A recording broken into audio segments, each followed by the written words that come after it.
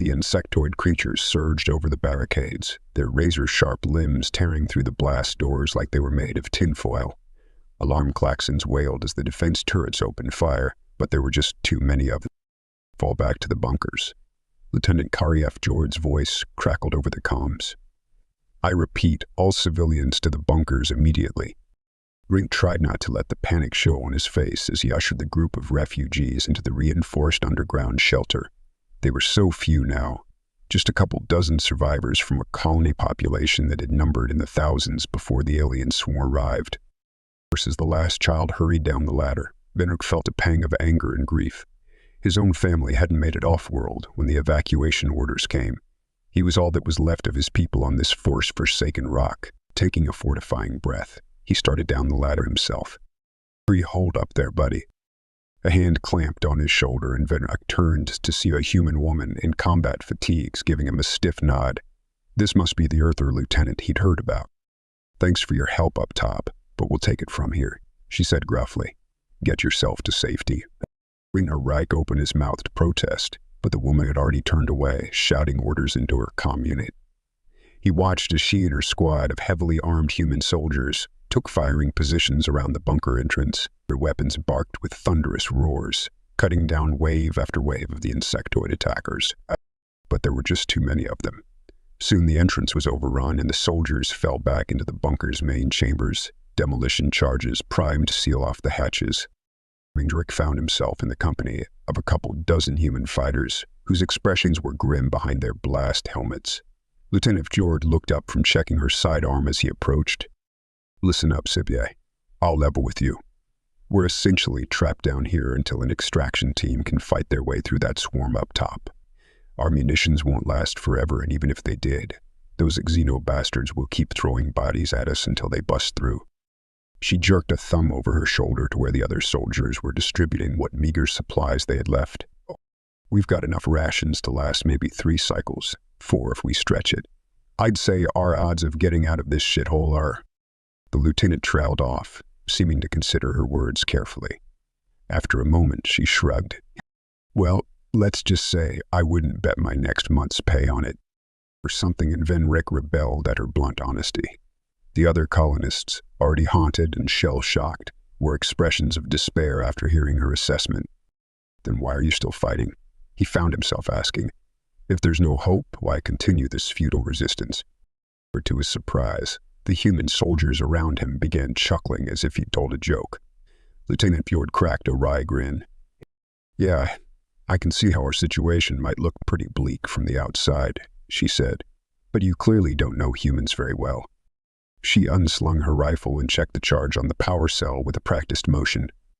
Our hope is a nice sentiment and all, but we don't really need it to keep going. Sheer bloody stubbornness will carry us through. With that, she turned and rejoined her squad, leaving Venric feeling deeply unsettled. Over the next few cycles, he saw that stubbornness play out in 1,000 different ways. The soldiers maintained a rotational watch schedule without fail, scanning for any weaknesses in the Exynos's advance that they could exploit for a possible breakout attempt. When their camp rations ran out, they found ways to supplement them by recycling every available organic waste product into a nutrient sludge that they consumed without complaint.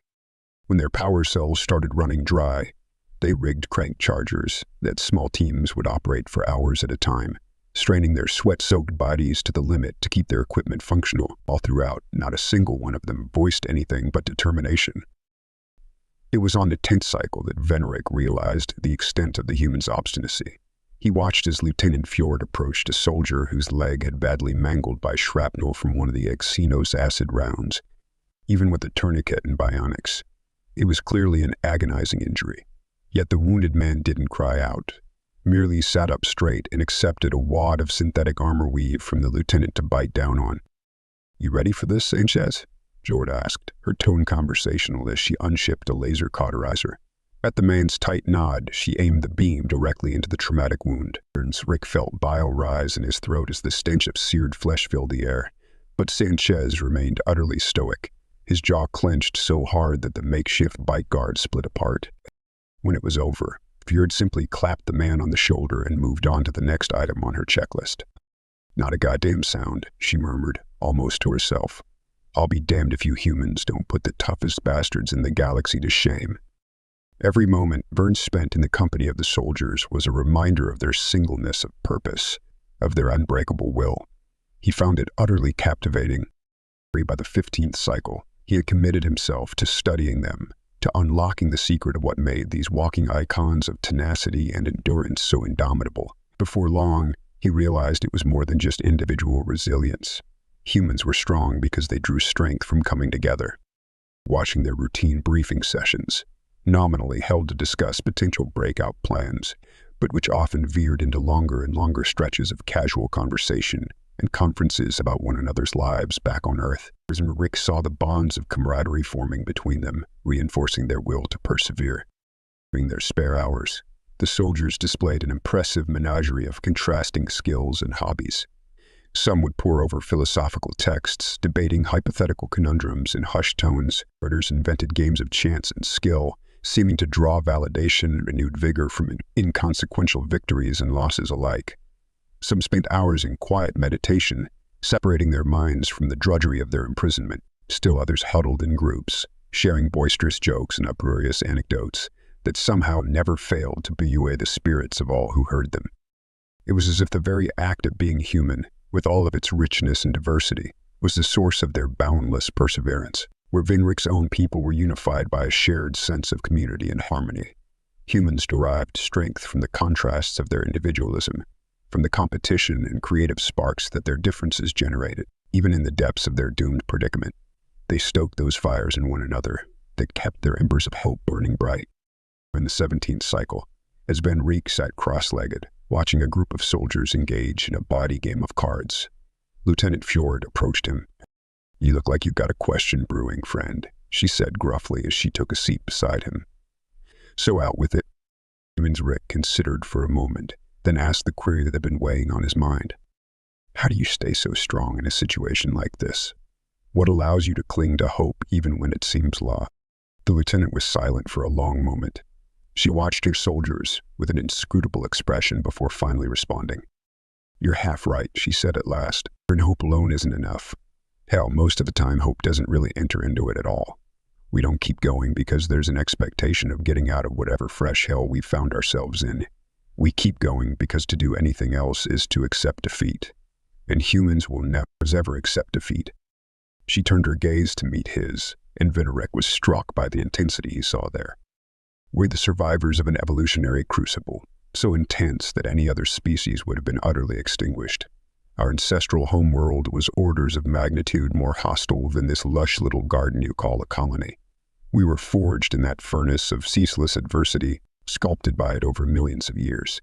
Giving up, giving in, those simply aren't part of our makeup." Bird's expression softened somewhat. "But you're also right that we find strength in coming together.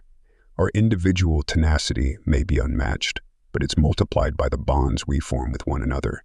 We draw power from our tribes, from the sparks of culture and cooperation that we create. As long as one of us still fights, we all still fight." With that, the lieutenant got to her feet and moved to rejoin her squad. Vinrick watched her go, feeling both stirred and deeply thoughtful. Over the remaining cycles of their entrapment, he devoted himself to integrating with the soldiers however he could, to making himself part of their tribe. He joined in their morning exercise routines and combat drills, striving to etch some small fraction of their physicality into his own body. He endeavored to appreciate the nuances of their games and artistic pursuits, feeling a sense of peace and transcendence in engaging with their cultural practices. And when the chips were down and the Xenos inevitably broke through, Vinrick fought at their side with every scrap of desperate fervor he could muster. It was ultimately futile, of course. No rescue ever came, and the human soldiers were slowly ground down and overwhelmed by the remorseless alien onslaught. In the end, they traded their lives bit by bit, buying time with their blood and ensuring that the last refugee civilians could make a desperate run for what passed for safety on that benighted world. One survived, though he didn't know why he was the one to be spared, while the likes of Lieutenant Fjord and her indomitable troopers perished. For years, their example haunted him, both tormenting him with its tragedy and inspiring him with its resilience and nobility. Eventually, Eric found his way off of the corpse of that world and threw himself into the greater conflict being waged against the dreaded Xenos who had caused so much devastation. He fought alongside other human soldiers, and though he could never quite match their ferocity or unwavering determination, he always strove to make himself a part of their tribe through appreciation of their customs and beliefs. In the generations that followed, the teachings of Kari F. Jord and her warriors became the linchpin of Vinrik's philosophy, which he endeavored to pass on to all who would listen. He saw the grim truth written through history, that vast and implacable as these Xeno threats were, the combined strength of humanity would ultimately overcome them all, for they were the children of one of the cruelest and most hostile breeding grounds in the cosmos, shaped into the intractable survivalists they were, and they found their greatest power in coming together to create sparks of hope, life, and determination against the smothering tides of despair. To Vinrik, it became self-evident that the eternal stubbornness and adaptive capacity of humanity would always keep their light burning against any darkness. There could be no other outcome.